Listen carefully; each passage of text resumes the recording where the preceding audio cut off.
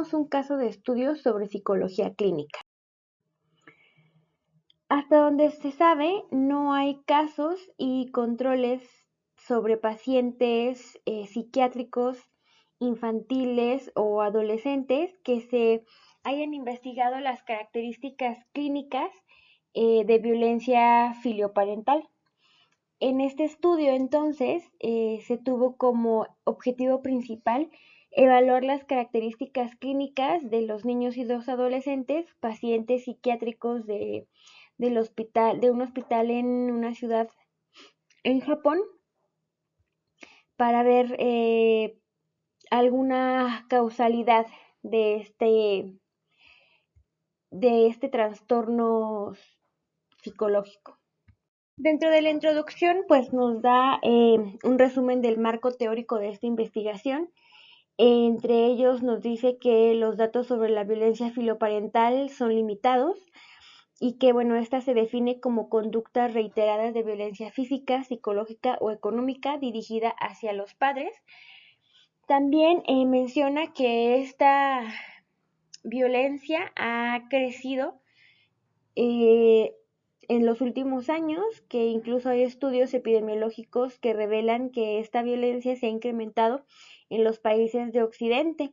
Y ellos también hacen referencia a que esos estudios epidemiológicos no son el total de los casos ni una buena representación muestral, ya que la mayoría de los padres tienen vergüenza de decir que son abusados por sus hijos. Ellos mencionan ciertas características que han estudiado otros grupos de investigación sobre este tipo de violencia filoparental, y ellos quieren considerar dentro de su estudio, debido a esta revisión, aquellos pacientes que tengan trastorno del espectro autista o trastorno por déficit de atención, que se sabe pues que están asociados con un mayor riesgo de agresión y un comportamiento desafiante. El objetivo pues principal es evaluar las características clínicas de pacientes psiquiátricos de niños y adolescentes con CPV. Y la hipótesis es que a partir de los resultados de investigaciones anteriores, la hipótesis es que pacientes psiquiátricos, niños y adolescentes con CPV son propensos a tener antecedentes de abuso, depresión o trastornos del desarrollo en comparación con aquellos pacientes sin CPV. Los métodos. Primero tenemos a los participantes, que son pacientes japoneses que visitaron el Departamento de Psiquiatría Infantil y Adolescente del Hospital de Konodai en el Centro Nacional de Salud y Medicina entre abril del 2016 y marzo del 2020. Hubo 1.757 pacientes, de los cuales el 57% eran varones y la edad media era de 10.6 años. Es decir, grupos clínicos que requieren atención médica y que difieren de los grupos locales. El hospital permitió la consulta de pacientes menores de 15 años durante la visita inicial. Así que por eso es que se tienen pacientes de entre los 10 y los 16 años. Para los instrumentos de medición, bueno, empezamos porque la CPV se definió como violencia física continua y repetitiva contra los padres que viven junto pues con sus hijos o daños a la propiedad. Pero esta definición pues no incluye violencia psicológica como el uso de palabras abusivas o el abuso sexual o la agresión sexual, que es diferente a la definición que el estudio nos proporcionó en su introducción. Entonces, bueno, al aplicar los instrumentos de medición, los psiquiatras a cargo de esta entrevista entrevistaron a los pacientes y a los padres individualmente, según fuera necesario, para evaluar pues esta violencia filoparental. Después de escuchar ambos lados de la historia, los psiquiatras decidieron si el comportamiento de los pacientes era indicativo de CPV. Ellos tomaron como referencia el Manual de Diagnóstico y Estadístico de los Trastornos Mentales y ellos consideraron trastornos psiquiátricos preexistentes. Además, se centraron mucho en pacientes con actividades ilegales como fumar, beber o alguna agresión como un comportamiento antisocial, resulta que en Japón es ilegal fumar y beber antes de los 21 años.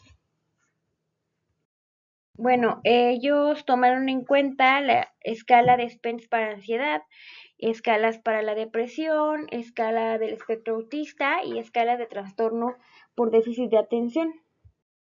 Nos ponen los criterios de inclusión, que son muy abiertos, son pacientes psiquiátricos de entre 10 y 15 años en la visita inicial al hospital. Los de exclusión son discapacidad intelectual, enfermedad cerebral, enfermedad psiquiátrica inducida por fármacos, daño cerebral o algún síndrome genético, pues porque ellos se quieren asegurar que si poseen violencia filoparental, pues sea exclusiva eh, de aquel, no sé, un abuso físico, psicológico, sexual, etcétera, y no por algún padecimiento fisiológico o genético. Entonces los psicólogos y los psiquiatras realizaron estas primeras entrevistas donde aplicaron las diferentes escalas que ya mencionamos y ellos fueron los encargados de clasificar a los pacientes en dos grupos, aquellos que presentaban violencia filoparental y los que no. Y bueno, además recolectaron los datos sociodemográficos. En este caso, en este artículo, nos ponen un diagrama de flujo de cómo se hicieron el total de los pacientes entrevistados y cómo se dividieron esos pacientes para tener dos grupos. Aquí nos mencionan que hubo 243 pacientes con datos incompletos que se excluyeron del experimento y en total quedaron 822 pacientes con el total de los datos, de los cuales pues aquellos que sí presentan CPV son 109 y los que no son 713. El análisis de los datos, bueno, pues hicieron estadística descriptiva para los datos sociodemográficos, aplicaron un odds radio para encontrar la causalidad y utilizaron paquetes, en este caso R, para todos sus análisis estadísticos. El primer resultado que obtenemos pues es la tabla sociodemográfica, donde vemos ya como en la mayoría de los resultados que hemos observado a través de los temas y subtemas, tenemos las variables, aquí tenemos cada una de las frecuencias dependiendo de los grupos que se forman, en este caso son dos, los que tienen violencia filoparental, los que no lo tienen, el odd radio, el efecto, el coeficiente de confianza, la diferencia significativa y en este caso la chi cuadrada. Como ya resultados tenemos las primeras clasificaciones de diagnóstico de acuerdo con las escalas de mediciones que utilizaron. Tenemos desórdenes de neurodesarrollo, traumas relacionados con desórdenes de estrés, ansiedad, depresión y otros. Y además tenemos los resultados en modo de tabla de las regresiones logísticas multivariadas que hicieron, donde podemos ver que la única diferencia significativa, una de las únicas diferencias significativas fue en la actitud antisocial, en los trastornos obsesivos compulsivos y el historial de abuso, es donde hay un mayor riesgo de presentar violencia filoparental si tienen estos antecedentes y además significativamente pues tenemos a estos trastornos. Nos dicen que el estudio presenta varias limitaciones y entre ellos dice que hay sesgo por muchas razones. Y el principal que mencionan es que un sesgo de verificación, ya que no se pudieron definir explícitamente lo que es la violencia filoparental. También mencionan que el tamaño muestral fue muy pequeño y que tal vez eso no les permite identificar diferencias significativas. Bueno, y esto nos remonta a módulos anteriores donde vemos el cálculo del tamaño muestral, lo importante que es para el diseño del estudio, ¿no? Y bueno, que este estudio no les confirma les confirma asociaciones como las que vimos de el historial de abuso, el trastorno por déficit de atención, etcétera, que confirma estas asociaciones, pero no una causalidad.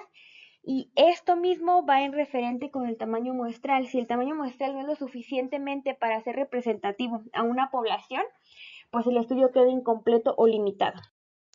Como conclusión, ellos dicen que es el primer estudio que examina las características clínicas de niños y adolescentes que son pacientes psiquiátricos y que presentaron violencia filoparental. Y concluyen que los niños y los adolescentes son más propensos a sufrir abusos, pero no a deprimirse. Eh, pues también como conclusión nos dicen que el grupo de violencia filoparental tuvo proporciones significativamente más altas de experiencias de maltrato psicológico y violencia entre padres.